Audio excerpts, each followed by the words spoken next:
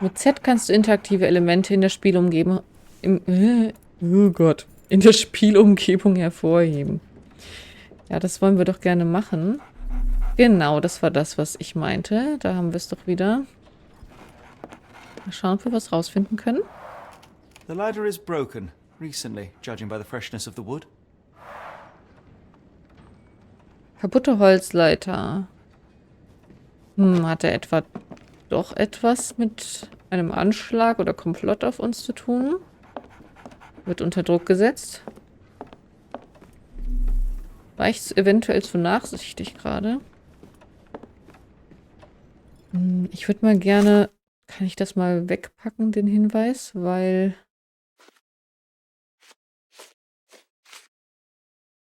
Ich finde das ein bisschen angenehmer, wenn es nicht die ganze Zeit im Bild hängt. I could hardly imagine anything more macabre.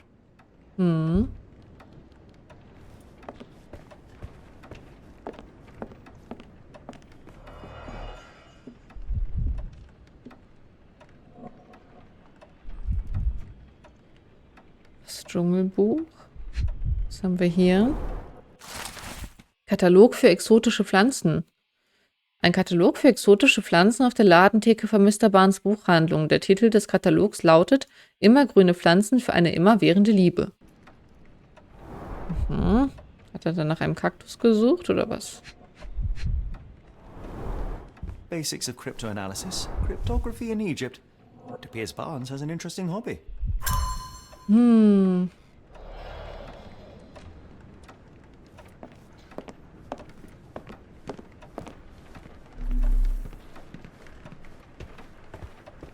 Hat er vielleicht irgendeine antike Cthulhu-Statue gefunden? Oder so etwas? Den ich hätte anrühren sollen. Ach, da. Das Buch kennen wir. Das Chapter 1. Der Fall mit dem Opferlamm. Power of Love. Blut und Alraune, ja. Macbeth, okay. Was soll ich mir anschauen hier? The finest view London has to offer. Natürlich, Regen. Wo ist das Problem? In the language of Mycroft's secret agents, it's a sign. Dried flowers are replaced when the job is done. I wonder who the recipient is. Muss nichts heißen. Okay, also uns interessieren gar nicht die Bücher in der Vitrine. Sondern diese. An improvised stand, but it does make the flowers more visible. Also hat das wirklich mit irgendeinem Auftrag zu tun? Oh, scheiße.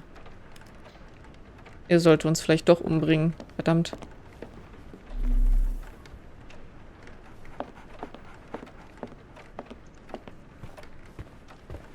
Ich will aber nicht raus, oder will ich raus? Will ich mal von draußen gucken?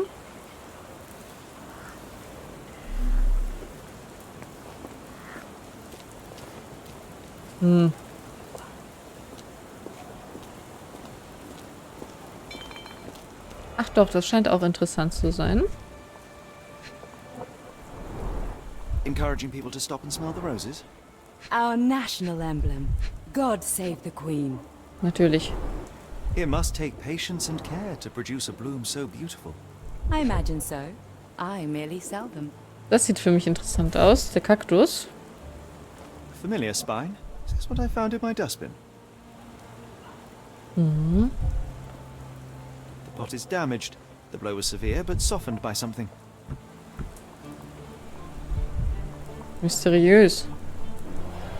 Anything tickle your fancy, Mr. Holmes? Frau Blumenverkäuferin. Na gut. Oh, und du erinnerst mich ein bisschen an Kate. Aus Devil's Daughter. Nee, nicht Kate. Wie hieß sie denn? Kate war ja die Tochter. Die Frau. Kate. Ja, ich will nicht spoilern. Aber diese Frau auf jeden Fall, die komische. Trägt Schminke, will schön sein oder etwas verbergen. Trauerbrosche in Gedenken an verstorbenen Ehemann. Teurer Stoff, ungewöhnliche Arbeitsbekleidung. Blickt in die Ferne, hält Ausschau oder nachdenklich? Ja, ist nicht so einfach. Saubere Stiefel, hat bei Ankunft Schuhe gewechselt.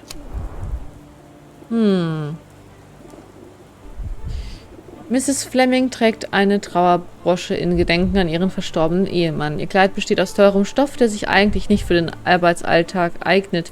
Ihre Stiefel sind nicht mit Matsch verdreckt. Sie muss ihr Schuhwerk gewechselt haben, als sie zu ihrem Verkaufsstand kam. Ihr Blick schweift ständig in die Ferne ab, was vermuten lässt, dass sie nach irgendetwas auf der Straße Ausschau hält. Vielleicht wartet sie auf jemanden? Mrs. Fleming hat ihren Mann offenkundig geliebt, versucht aber nach vorne zu schauen, worauf ihre Schminke und ihre elegante Kleidung hindeuten. Womöglich hat sie sich so herausgeputzt, um jemandes Aufmerksamkeit zu erregen oder einfach nur um ihre Selbstwertschätzung zum Ausdruck zu bringen. Oder immer noch von Trauer erfüllt. Mrs. Fleming trägt Schminke, um ihre tränenverschmierten Wangen zu kaschieren. Ihr Kleid besteht aus teurem Stoff, der sich eigentlich nicht für den Arbeitsalltag eignet. Genau, sie hat ihr Schuhwerk gewechselt, das wissen wir. Mrs. Fleming versucht ihren Kummer mit eleganter, extravaganter Kleidung zu überspielen, trägt aber immer noch eine Trauerbrosche in Gedenken an ihren verstorbenen Ehemann. Ihr steter Blick in die Ferne offenbart ihre emotionale Bindung, die immer noch zu ihrem verstorbenen Ehemann besteht. Insgesamt betrachtet muss man zu dem Schluss kommen, dass Mrs. Fleming nach wie vor mit ihrem tragischen Verlust hadert.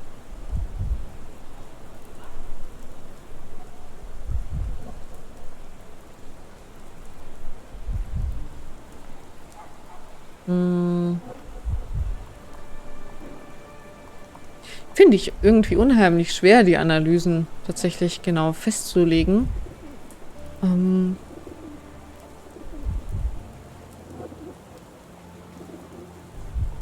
Aber ich würde mal eher davon ausgehen, dass es Fassade ist. Aber ich bin überhaupt nicht sicher. Bin sehr unsicher.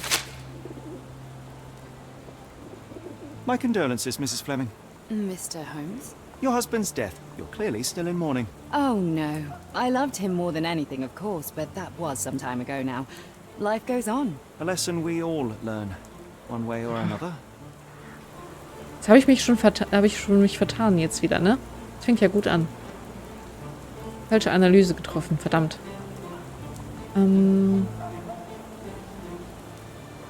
Wo ist denn der Kaktusstachel? Hier. I don't know anything about this, sorry. Ja, wie? Da weißt du nichts. Kannst du mir was zu Mr. Barnes Are sagen? you familiar with Mr. Barnes? Yes. No, not really. Well, in a way. What on earth does that mean? I know who he is, of course. But we haven't shared much more than a look. A look? Yes. Each morning I go for a walk in the park with my dog. And most days I spot Mr. Barnes there with his new puppy. So we see each other. Actually, we once met briefly while our dogs played. He was quiet and seemed unsteady as he approached. But since then, we've never spoken. I often see him staring through the shop window. Sometimes I wonder what he thinks about that would etch such longing onto his face. Oder seid ihr etwa ineinander verliebt? Könnte das sein? Hier, der One of Kaktus. these things is not like the other. Come again? The cactus. Those fearsome spines can prove a devil to remove. And the sap is often toxic. And a rose thorn can give you tetanus, but we still grow them. The cactus seems comparatively harmless, though you have me thinking it must be valuable. I was under the impression that you knew its price already. Your guess is as good as mine. The first time I saw this cactus was when I came back from my break. Oh. Interessant. Sehr interessant. Are you sure you're asking the right person? I'm just a flower seller. Ja, und ich frage dich gerade nach den Rosen. What do you make of the flowers in Barnes' shop window? Well, they could use a bit of water. Do they mean anything to you? Mean anything how? I'm not sure I follow, Mr. Holmes. Why do you think they're there? Are you suggesting the flowers are for me? It seems likely, does it not? Oh, I hope you're right. Interessant. Interessant. Hundi, hallo. Hello there. What's your name? Lily, I know, not very original.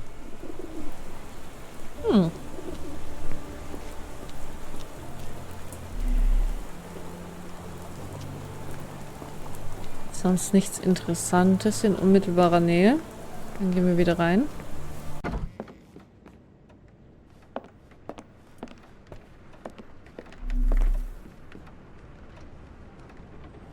Aber warum ist er abgehauen? Trotzdem.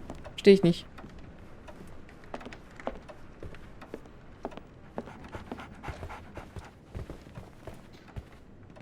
Und muss ich jetzt erst wieder Hinweise verknüpfen? Warum verhält sich Mr. Barnes so sonderbar? Ja, genau. Warum?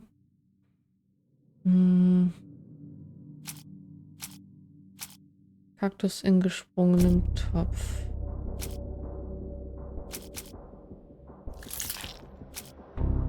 Wie funktioniert das hier?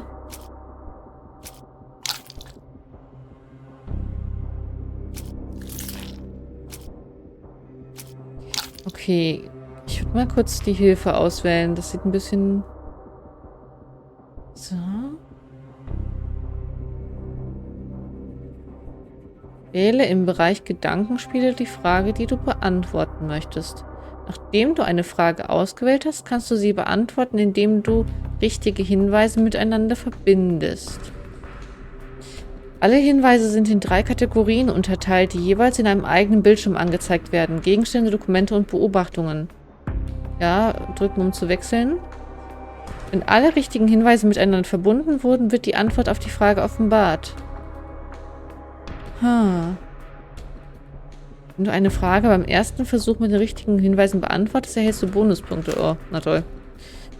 Das habe ich ja schon verkackt. Also, warum verhält sich Mr. Barnes so sonderbar?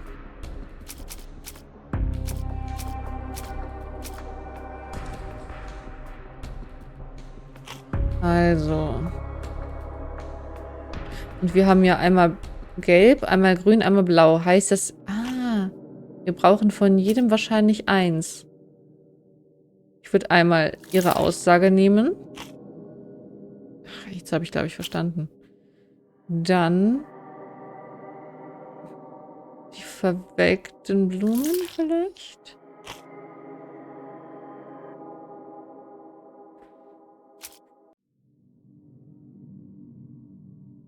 Den Kaktus?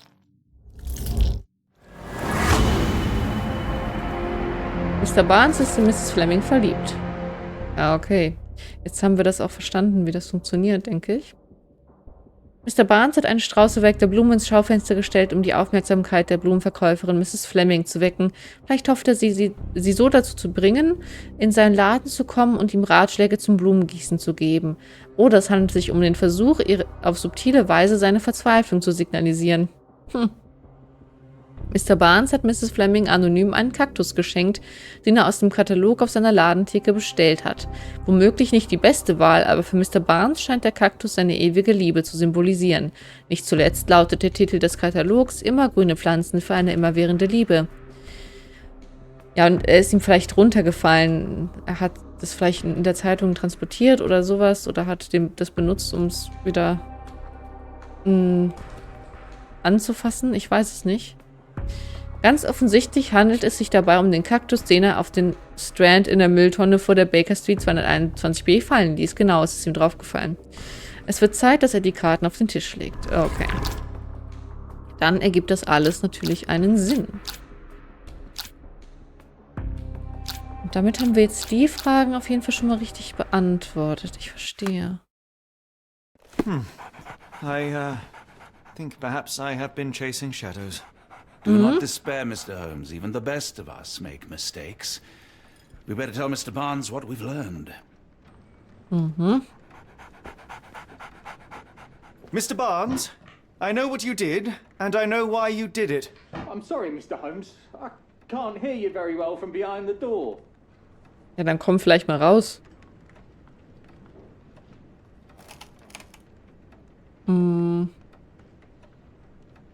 You ordered a cactus from the plant catalogue and then left it for Mrs. Fleming as a gift. You place flowers in the window to get her attention and wear high heels to appear taller and more desirable. You are her secret admirer.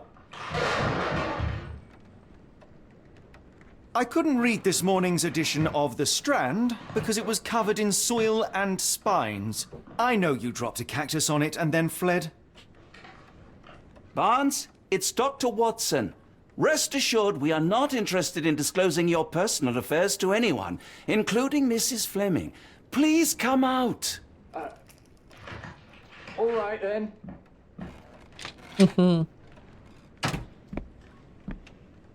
So, you know what happened then? I was on my way back from the post office, having picked up the cactus and some books. It was quite an awkward package, heavy too, and when I got to your door, I dropped the cactus in your paper. Forgive me. I needed that paper to prove a theory and prevent a crime. Your actions were rather disruptive. Your clumsiness carrying the post is matched only by the clumsiness of your romantic gesture. Oh, it's true. I am useless with this sort of thing. I'm not even sure if Mrs. Fleming noticed. Ach, Sherlock. Empathischster Mensch der Welt. Oh Gott, es ist tatsächlich nicht mein Spezialgebiet, aber vielleicht haben... Ich meine, er ist halt eher so schon der Soziopath, deshalb, ich weiß nicht, ob er auch so die Tipps hat in Liebesbeziehungen. As in most things in life, truth is the answer. Cease with the obtruse signals and anonymous gifts, and simply talk to the woman. What is the worst that can happen? She rejects you, and you are freed from this endless purgatory. That... Yes, you are correct, of course. I do have a slight tendency to overthink things. Das kenne ich. So, at last, we return to the matter of the paper. I'm investigating a string of burglaries. Did you perhaps read of any before the edition was spoiled? I don't recall, but you're welcome to read our copy for yourself. You had an issue of The Strand here all along? Well, naturally. I am a bookseller.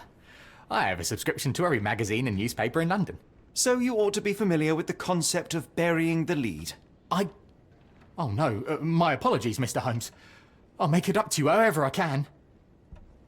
I am an expert on obscure languages and translation and Yes, okay. Just give me the paper. Okay, jetzt haben wir es. The Strand, 28. September 1882. Salpeterexplosion erschüttert die Docks. Vergangene Nacht wurden die Anwohner des Londoner Hafens durch laute Knallgeräusche und dichten roten Rauch unsanft aus dem Schlaf gerissen. Das Handelsschiff Moskwa hatte am frühen Abend auf seiner Fahrt zum europäischen Festland für einen Zwischenstopp am Pier Nummer 3 angelegt, als es an Bord plötzlich zu mehreren Detonationen kam. Die Hafenbehörde äußerte sich bisher nicht zu dem Vorfall und es ist nicht bekannt, ob sich zu dem Zeitpunkt Besatzungsmitglieder an Bord befanden. Augenzeugenberichten zufolge gelangte Salpeter in den Fluss, doch da der Ort des Geschehens nach wie vor weiträumig abgesperrt ist, lassen sich die Angaben noch nicht unabhängig überprüfen. Come, Dr. Watson. Let us put this matter behind us. Farewell, Mr. Barnes. I hope to hear good news about you and Mrs. Fleming. Tatsächlich war der Tipp von Sherlock ganz gut. Sag's ihr einfach.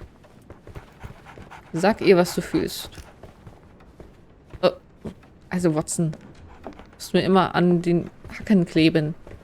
Was mache ich denn jetzt noch? Was ist der Plan? Well, that was an utter waste of time. An assassination did seem rather unlikely. There was supposed to be another burglary. I was certain of it. Something you wish to say, Doctor? No? Well, only that you have a remarkable faculty for deduction and pattern recognition. And that perhaps, if ill-applied... I see things that are not there. Yes. It is London. There will always be burglaries. Doesn't have to mean anything. So it seems.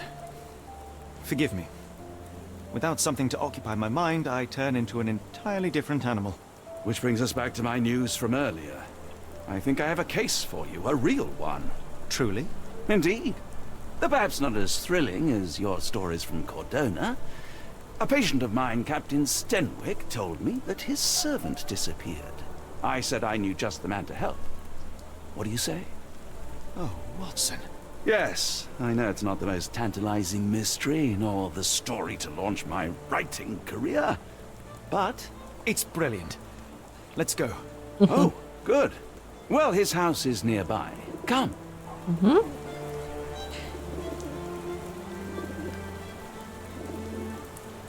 Wo denn? Da in die Richtung, sagst du? Ja? Da? Okay.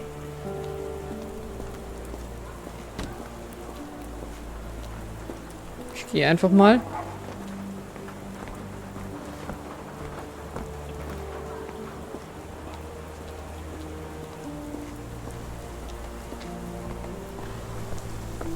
Not much further now. Okay, okay. Nicht mehr weit. Hier vielleicht? Oder wo? Ja. Habe ich mir schon fast gedacht, das sah so auffällig aus. Oh oh, wieso ist die Is Polizei this da? lousy attitude of yours because of my altercation with Inspector Lockhart? Did he put you up to this? Sir, the inspector has nothing to do with it. I'm telling you the same thing I tell anyone seeking a missing person. Good day, gentlemen. Forgive the intrusion. Captain Stenwick, this is my colleague Sherlock Holmes, the consulting detective I told you about. At last, a professional. This useless officer refuses to do anything about Kimmy here, my missing servant. What was your name again? I shall be certain to inform your superiors. Sergeant Ruffles. And it's my superiors who made this decision, sir.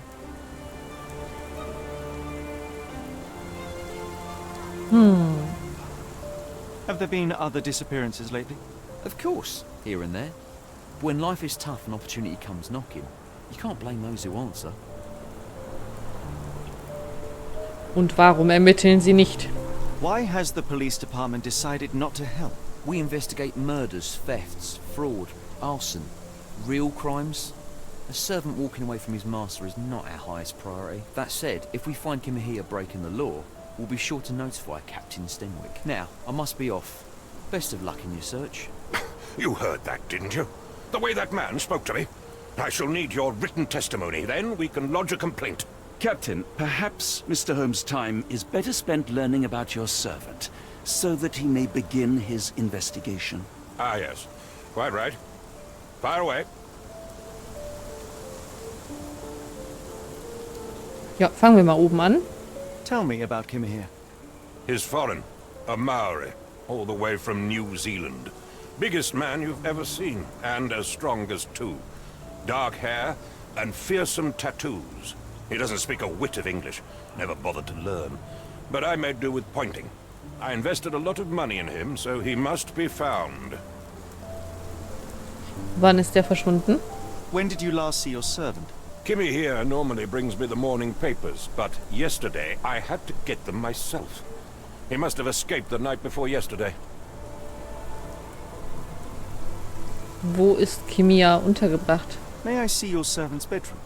His shack is in the garden. You can't miss it. Did you search the room? Of course, but only to check he wasn't lying dead inside. Everything seemed normal at a glance. Watson, was treibst du eigentlich da hinten die ganze Zeit? Ist der schon einmal verschwunden? I take it this is the first time Kimahia has vanished? Undoubtedly. The man seemed terrified of the city. I think it was all the noise. He never left this estate. Should he cause any damage, I will bear the responsibility, for it was I who rescued him from savagery and brought him here to England in the first place.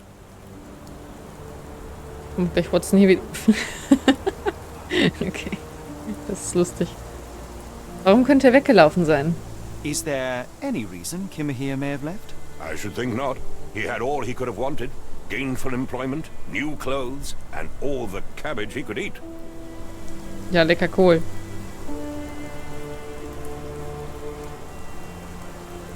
Hat er etwas gestohlen? Did Kimahia make off with anything of value? Heavens, no. I would have mentioned it to Sergeant Ruffles. Still, he must have fled with some money on his person. No, no. I kept his wages in my safe. For security. All right, Captain. I think I have enough to get started. We shall first take a look around the mansion. Go ahead. I'll be here, mentally drafting my complaint. Ah, neue Belohnung. Oh. Neue Belohnung freigeschaltet. Stand da Wechsel in Bonus oder sowas. Ach, jetzt habe ich das Cordona-Outfit freigeschaltet. Cool.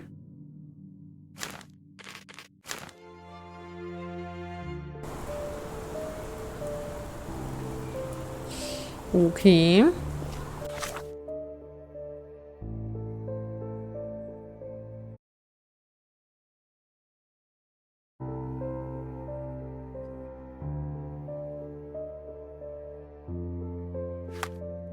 Wohin führt Chimias Spur? Ja, wir untersuchen erstmal noch. Ist in einem Schuppen im Garten untergebracht. Ja, da wollen wir natürlich gerne hin. Ist das jetzt wichtig, das anzuheften oder nicht? Ich weiß es nicht. Oh, da geht es auf jeden Fall nicht in den Garten. Schade.